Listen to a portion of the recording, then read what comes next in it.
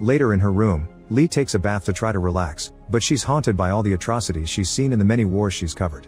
There's been disgusting amounts of death, destruction, and torture, and Lee took pictures of all of it while being unable to help those in need. The next morning the group gets ready to leave and Lee is shocked to see Jessie in the car. She has an argument with Joel, who calls out Lee's hypocrisy on many points. She's fine with Sammy who can't run, and all journalists start at that age, including Lee herself. With no arguments left, Lee agrees to bring Jessie but only if they drop her at Charlottesville with Sammy. The group takes off and when they leave the city, Sammy reminds Jessie to pay attention. The roads are full of abandoned or broken cars so they must drive around them. At a checkpoint, soldiers make sure to check their journalist IDs before letting them pass.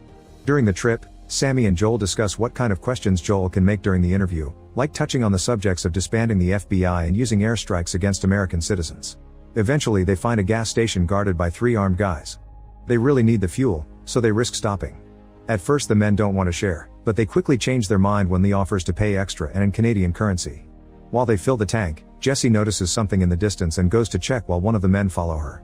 Lee gets worried and follows them as well. To Jessie's disgust, she discovers 2 men hanged by their wrists after being severely tortured.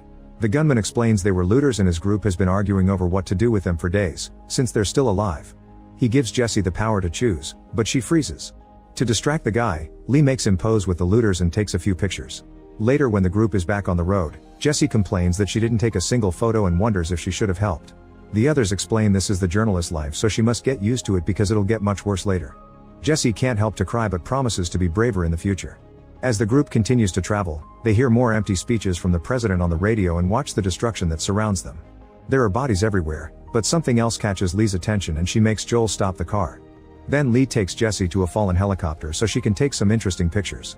While doing so, Jessie apologizes for being a burden and explains her old-style camera used to belong to her dad. He's currently hiding in his farm pretending nothing is happening, which bothers her. Jessie wonders if Lee would photograph her if she ever got shot, but Lee lets her reach her own conclusions. In the evening, the group stops to rest. While watching gunfire in the distance, Lee comments on how she used to cover wars as a way to send home some warnings, yet now the violence is right there around the corner. Sammy realizes she's losing faith in the power of journalism and that's why she's being hard on Jessie.